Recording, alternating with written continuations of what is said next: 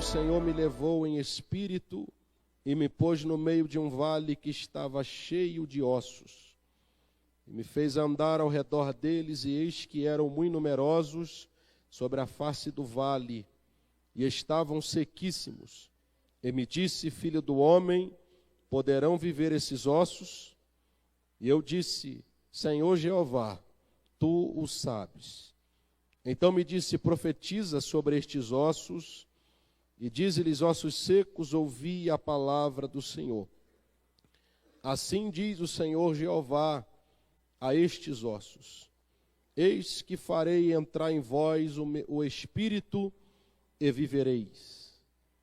Vamos ao verso de número 10, que diz assim: e profetizei como ele me deu ordem. Então o Espírito entrou neles, e viveram, e se puseram em pé, um exército grande em extremo. Então me disse: filho do homem, estes ossos são toda a casa de Israel. Eis que dizem: os nossos ossos se secaram, e pereceu a nossa esperança, nós estamos cortados. Portanto, profetiza e dize-lhes: assim diz o Senhor Jeová, eis que eu abrirei as vossas sepulturas, e vos farei sair das vossas sepulturas, ó povo meu, e vos trarei a terra de Israel. Amém? Pode tomar o seu assento, glorificando a Deus. Amados e queridos, noiva do Cordeiro de Deus, a palavra que o Senhor colocou no meu coração é uma palavra que eu acredito ser para os nossos dias. Ezequiel, capítulo de número 37. O profeta Ezequiel foi chamado por Deus, o mesmo estava sendo vocacionado, estava ele percorrendo a trilha para ser um sacerdote. Ele estava sendo preparado para assumir o sacerdócio, aonde ele iria sacrificar, aonde o mesmo iria acender incenso, cuidar do altar, ele iria tirar a cinza, ia cuidar das coisas de Deus que ficava dentro do templo. Mas no meio do caminho, Deus resolve o chamar. No meio dessa trajetória toda, a Bíblia diz que Deus o chama, assim como um conterrâneo seu, que era Jeremias, e também Abacuque, que profetizaram na mesma época do templo, aonde a Bíblia diz que Nabucodonosor viria levar o povo de Deus cativo, ia levar eles para o cativeiro, para a Babilônia, terra dos caldeus, terra da idolatria, terra da apostasia, uma terra onde havia muitas coisas que Deus detestava. Porém, a Bíblia diz em Jeremias que Deus chama Nabucodonosor de meu servo, espada de correção. E a Bíblia diz que quando foi chamado, Ezequiel estava exatamente às margens do rio Guebar, rio este que fica dentro de Babilônia. E a Bíblia diz que quando ele estava ali, Deus o chama, Deus lhe convida. Quando ele foi levado cativo para lá, Daniel também era profeta, e a Bíblia diz que Daniel também estava pregando. Abacuque profetiza anteriormente ao acontecido, e a Bíblia diz que Abacuque se coloca nas colinas, ele se coloca exatamente lá na torre, e a Bíblia diz que ele clama por um avivamento, e clama a Deus dizendo: como que pode Deus permitir uma nação pior do que a de Israel, uma nação pecaminosa? E Abacuque se intitula bem melhor do que aquela geração e aquela natureza daquele povo que vinha sobre Israel. E Abacuque começa a ver, e ele vê que vem do reino do norte. Alguém vem e vem com muita força. E a Bíblia diz que esse rei era Nabucodonosor. Ao mesmo tempo, Ezequiel, ele tem uma visão no capítulo 3 de Ezequiel, e a Bíblia diz que ele vê um trono, e a Bíblia diz que sobre esse trono, ele vê uma aparência como de cor de âmbar. E a Bíblia diz que sobre aquele trono tinha uma aparência de cor de âmbar. Ele vem montado sobre os querubins, e a Bíblia diz que ele vê uma nuvem tempestuosa que vem do norte. E aquele trono é o trono de Deus que Ezequiel acaba de ver. E a Bíblia diz que quem estava sentado sobre aquele trono era o próprio Jeová. Ele é como cor de âmbar. E a Bíblia diz que ele vem porque ele é fogo. E Abacuque não vê o seu rosto, porque homem nenhum pode contemplar o seu rosto e permanecer de pé. Por isso que Êxodo capítulo 34, quando Moisés suplica, quando Moisés lhe pede, quando Moisés roga a Deus e fala: Senhor, eu rogo-te, eu suplico, eu imploro que o Senhor me mostre a sua glória. Observação, a Bíblia nos mostra, irmão, que Moisés falava tete a tete com Deus. Deus disse: olha, se houver profeta no meio de vós, Número capítulo 12, eu me manifestarei a ele através de sonho e de visão, me manifestarei, me farei ser conhecido a ele através de sonho e de visão. Moisés é diferente. Moisés, eu falo com ele como um homem conversa com outro homem. Boca a boca converso com ele, tete a tete, eu falo com ele da mesma maneira que um homem conversa com o outro. Mas Moisés estava insatisfeito. Moisés não estava satisfeito pelas manifestações. Moisés já tinha visto Deus operar dentro do Egito de forma sublime, maravilhosa, como ninguém viu. Depois daquelas 10 pragas que sacudiu o Egito, depois de Deus abrir o mar vermelho, matar Faraó, enterrar todos eles debaixo d'água, a Bíblia diz que Moisés estava insatisfeito.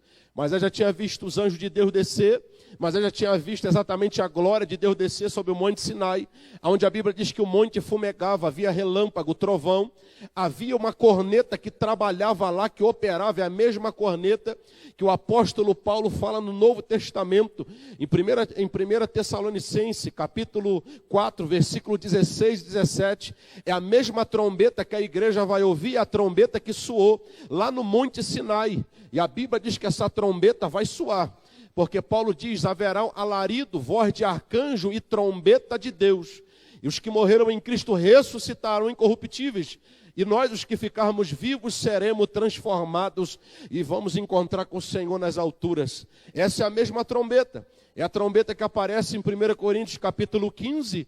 Essa trombeta que toca é a mesma trombeta que aparece exatamente em Apocalipse capítulo 1, quando Deus fala com João, Jesus falou com João, e ele ouviu uma voz como de trombeta que falava por detrás dele. É a mesma voz que aparece em Apocalipse capítulo 4, quando João estava na ilha de Pátimo, e essa voz agora fala, em vez de falar por detrás, ela fala de cima.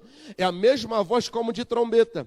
Essa voz de trombeta, ela apareceu no Monte Sinai. E a Bíblia diz que quando apareceu lá essa trombeta, a Bíblia diz que o monte fumegava, havia fogo, havia trovão, havia relâmpago. E no meio da presença de Deus que descia, a Bíblia diz que o povo ficou com temor por causa dos acontecimentos. Mas ele estava acostumado a entrar na presença de Deus e sair com o seu rosto diferenciado, como que de um anjo, aonde a Bíblia diz que o seu rosto estava brilhando como um sol. Quem é que tem o rosto de sol? Apocalipse, a Bíblia diz que Jesus, no capítulo 1, ele aparece como sendo aquele que tem pés como chama de fogo, reluzente como chama de fogo. A Bíblia diz que seus cabelos são brancos como de muita lã, isso falando que ele é ancião de dia, o seu rosto brilha como o sol, os seus olhos são como chama de fogo, e a Bíblia diz que ele tem uma espada na mão, ele vem em cima de um cavalo branco, e ele é o fiel e verdadeiro. Esse é Jesus. Esse Jesus de Nazaré, ele estava no Monte Sinai, e ele, por que vem como fogo? Porque a Bíblia diz que no Velho Testamento, Deus Pai batiza com fogo, é por isso que João Batista diz que ele é quem batiza com fogo e batiza com o Espírito Santo. Irmão, quem não é batizado ainda com o Espírito Santo e com fogo, você pode começar a pedir, pode começar a clamar, porque se Deus batizou no Velho Testamento, e a Bíblia diz que Josué viu um monte de gente falando em línguas estranhas dentro do arraial. E a Bíblia diz que ele disse: Moisés, tem um monte aí profetizando. Moisés disse: tomara Deus que todo Israel fosse profeta. Porque quanto mais profeta na igreja, menos inveja. Quanto mais profeta na igreja, menos mentira.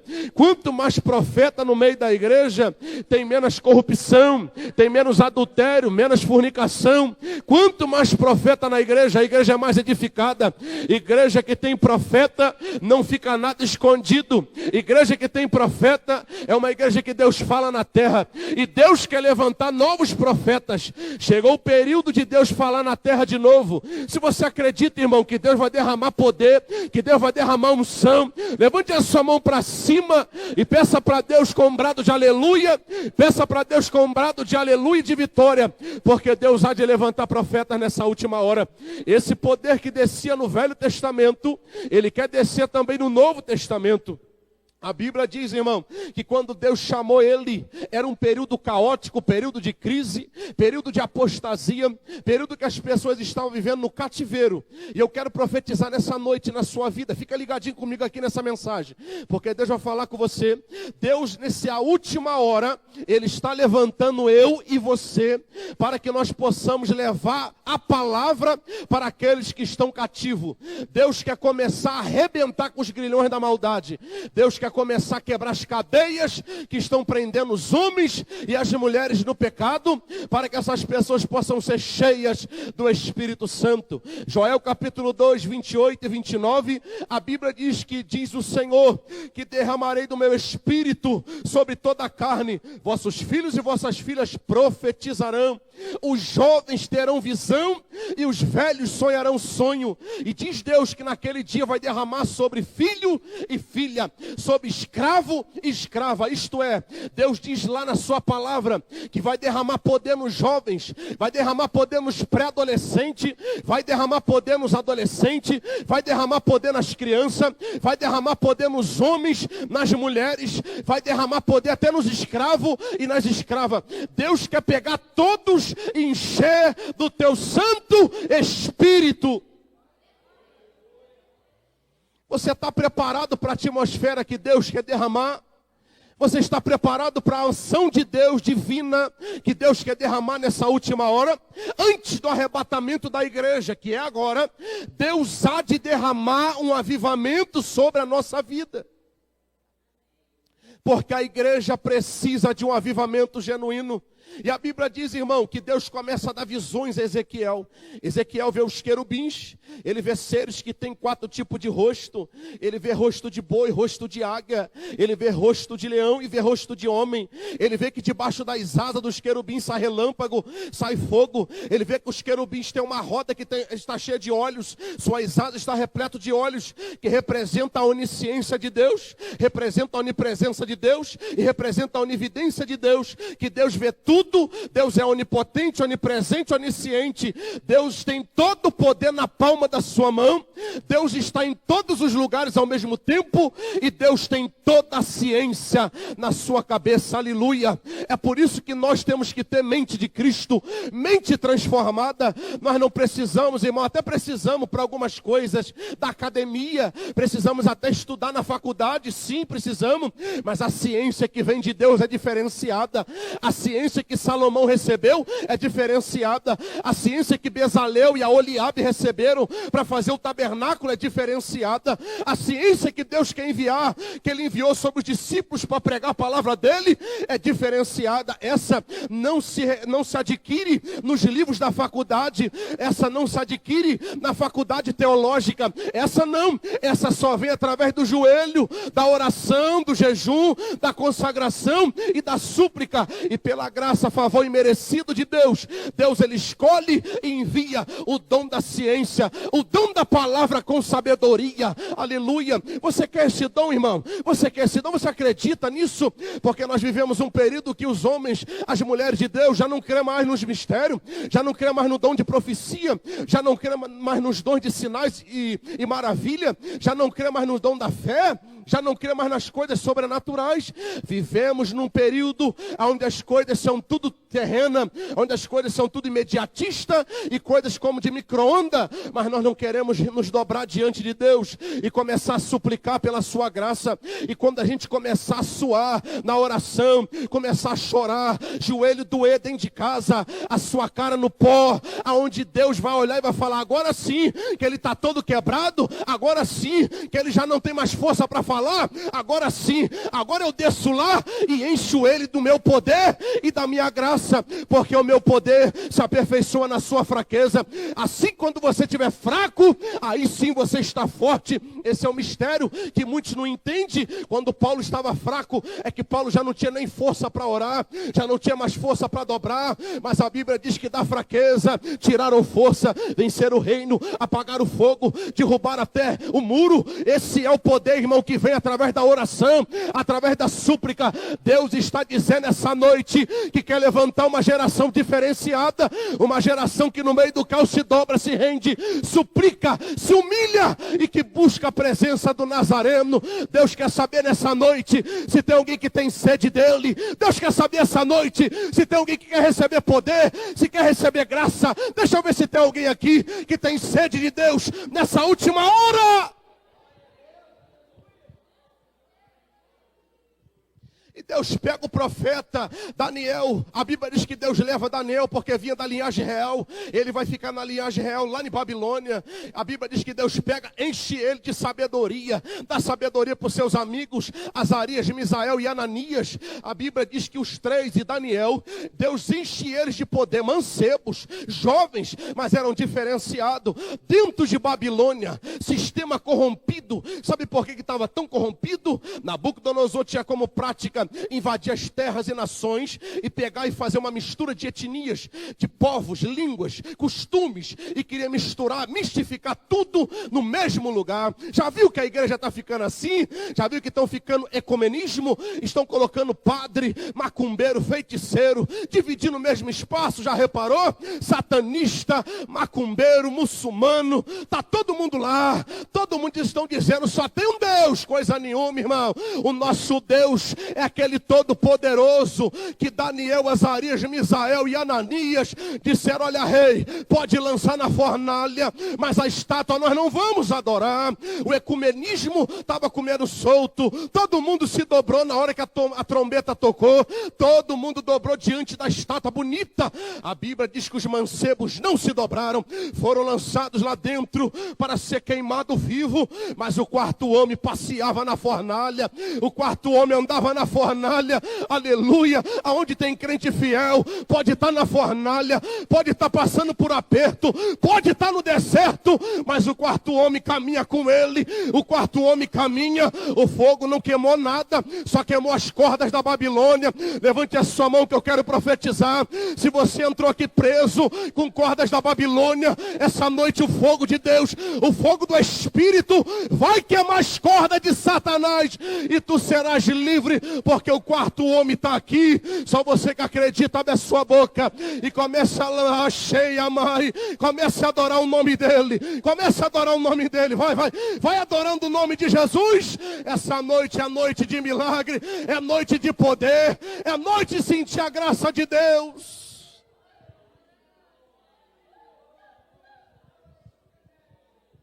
Período de crise, Deus levanta esses mancebos. Jeremias vai profetizar, lançado na cova. Lançam ele dentro do cativeiro, calabouço. Mas a Bíblia diz que enquanto Jeremias estava lá, Deus incomodou um etíope que não tinha nada a ver com aquilo. E a Bíblia diz que aquele etíope pegou cordas, e a Bíblia diz que amarrou as cordas. Jeremias estava lá embaixo, mas quando Deus tem projeto na nossa vida, as cadeias são quebradas. E a Bíblia diz que ele estava lá embaixo jogado, e o texto diz que Deus pega o etíope, ele passa azeite na corda, porque crente precisa ter óleo, crente precisa ser ungido, cristão precisa de azeite. Você precisa, irmão, se você estiver no cativeiro, aí que tu precisa mais de óleo mesmo. E Jeremias estava jogado, o etíope chegou na borda, untou óleo no negócio, jogou a corda para ele e disse: ei, Jeremias, chegou a hora de tu sair do cativeiro. Jeremias tinha tomado soco na cara, porque tinha profetizado que eles tinham que se subjugar aos mandamentos que Deus tinha dado a ele, subjugar as forças de Babilônia. E alguém disse assim: não, vamos fazer uma rebelião, porque Deus está conosco. Quem é que foi que ungiu Jeremias? Aonde está o Espírito de Deus que usou Jeremias? Vários profetas de Baal, como hoje, tem vários profetizando: vai que vai dar certo, vai que tudo é seu, vai, pode ir, vai. Enquanto Deus está falando: vai não, segura a onda, fica sentadinho, conversa conversa comigo, fala comigo, dialoga comigo, vamos bater um papo, que eu vou falar com você, vou te mostrar coisas ocultas que ninguém sabe. Jeremias foi lançado no cativeiro, mas a Bíblia diz que o etíope foi lá e tirou ele. Essa noite Deus está lançando uma corda aqui para tirar você do cativeiro. Essa noite Deus está lançando uma corda para arrancar você do calabouço.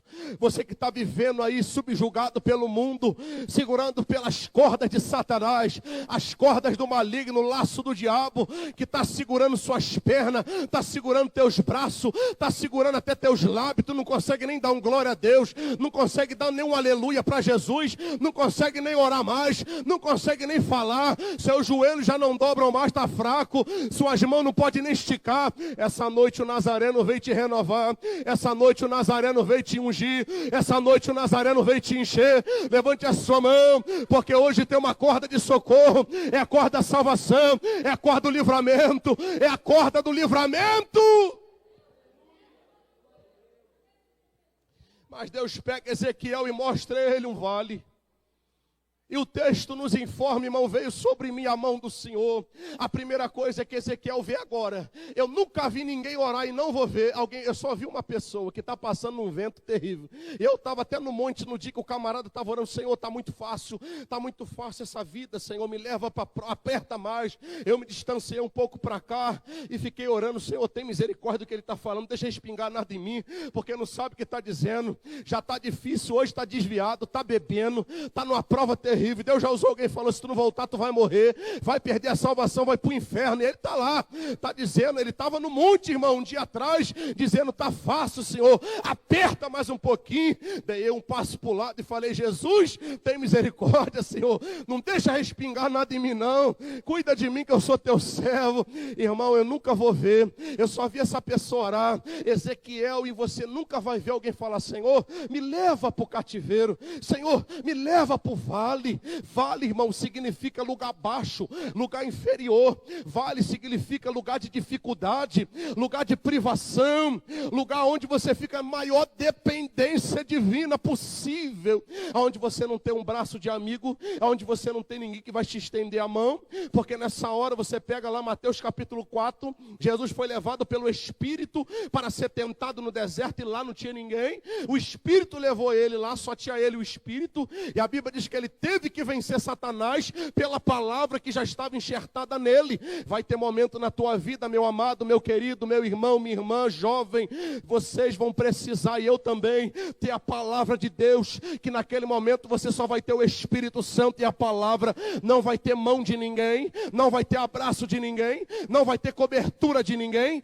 só vai ser você, a palavra e o Espírito. Você, a palavra e o Espírito. É igual o Gênesis 32, Val do Jaboque, quando a Bíblia diz que Jacó passou toda a sua família, passou toda a sua fazenda, entrou só ele no Val do Jaboque, saiu logo na alvorada, quando estava amanhecendo. Sabe por quê? Porque lá ele teve uma luta com o anjo, e aquele anjo está com a letra maiúscula, aquele anjo é Jesus que desceu para lutar com ele, e na hora da alvorada, a Bíblia diz que o anjo, que era Jesus, disse assim, eu quero subir porque está na hora de eu subir. Jacó disse assim, eu não te largo, não te solto, não te deixo, só deixo você ir se o Senhor me abençoar. Irmão, ninguém adora anjo. Jacó estava adorando Jesus, e a Bíblia diz que naquela hora o anjo disse para ele, qual é o teu nome? Meu nome é Jacó. Será que ele não sabia? Sabia muito bem, mas ele queria que Jacó falasse o nome dele, porque até agora Jacó só tinha enganado, Jacó só tinha ludibriado. O seu nome significa aquele que agarra. Alguém deu o nome também de usurpador, suplantador, e Deus disse para ele, qual é o teu nome? Jacó. Não se chamarás mais Jacó, se chamarás Israel. Vou deixar uma marca em você, para todo Israel saber. Tocou na juntura da sua coxa direita, e a Bíblia diz que Jacó saiu pela alvorada do Val do Jaboque, manquejando, e alguém perguntou, o que aconteceu? Porque tu está mancando? Tive eu um encontro com Nazareno, tive eu um encontro com Jeová Jireh, tive eu um encontro com aquele que pode. Estou mancando porque me marcou, estou mancando porque ele me marcou. Levante a sua mão, você que quer uma marca de Jesus. Pode até doer, pode até ficar marca, pode até manquejar, mas se Jesus te marcar, deixa ele te marcar. Levante a sua mão, levante a sua mão. Jesus quer marcar a sua vida. Jesus quer marcar a tua casa. Jesus quer marcar o teu filho. Jesus quer marcar a tua geração. Jesus quer marcar teu ministério. Ei, varoa, entra na presença do Eterno. Ei, varão, caminha na presença dEle. Tenha um encontro com Ele. Ele vai te marcar. Vai mudar a tua vida. Se você quer, levante a sua mãozinha lá em cima e dê um brado de aleluia para Ele. Ele disse, veio sobre mim a mão do Senhor veio sobre mim. Olha que coisa linda, a mão do Senhor sempre está por cima, Deus está sempre por cima, Deus é soberano, a mão do Senhor veio sobre mim, e a Bíblia diz que o Espírito dele foi levado pela mão do Senhor, que estava sobre ele. Olha o que eu vou aprender aqui, a Bíblia diz que a primeira coisa, a cabeça do profeta estava sendo controlada por Deus. A segunda coisa que eu aprendo, o Espírito do profeta estava sendo controlado por Deus, porque o texto diz, e ele me levou em espírito. A terceira coisa que eu aprendo é que os pés do profeta está sendo controlado por Deus, e ele diz, e me pôs no meio de um vale que estava cheio de ossos secos. A quarta coisa que eu aprendo é que o Espírito de Deus disse para ele ainda, olha, a mão do Senhor veio, a mão do Senhor controla a mente, a mão do Senhor controla o espírito, a mão do Senhor controla os pés, agora a mão do Senhor também controla os olhos, e a Bíblia diz que me fez andar ao redor deles. Para quê? Para que eu possa observar o quanto esses ossos estão secos. Os olhos do profeta estão sendo controlados por Deus. A quinta coisa que eu aprendo aqui nesse texto é que os lábios do profeta estão sendo controlados por Deus. Quando Deus disse para ele, filho do homem, poderão esses ossos reviver? Ele disse, Senhor, tu o sabe, aleluia. Eu não digo nada, eu não mando nada, não decido nada. Quem decide é o Senhor, quem fala é o Senhor, quem manda é o Senhor, quem dirige é o Senhor, quem fala é o Senhor. Levante a sua mão, porque Deus quer controlar a tua vida, Deus quer controlar a tua mente, teus pés, teus olhos, tua boca, teus ouvidos serão controlados pelo Deus Todo-Poderoso. E a Bíblia diz que Deus disse para ele, para me encerrar, filho do homem, profetiza sobre esses ossos secos. Aí ele disse assim, olha, ossos secos, ouvi a palavra de Deus. Olha, quem tem que falar é a palavra. Quem tem que falar é a palavra, varão. Quem tem que falar é a palavra. A palavra fala contigo. Receba a palavra de Deus. Não tenha a palavra de Deus como dura, porque a palavra de Deus, Jeremias 23, 29, não é a minha palavra como fogo, diz o Senhor, ela queima.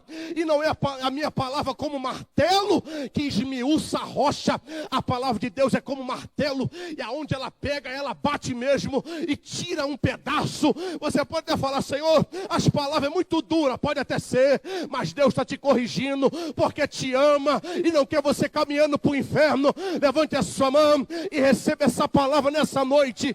Deus quer te tirar do vale, Deus quer te levantar no meio do vale. Adora o nome de Jesus. Deus abençoe vocês no nome de Jesus.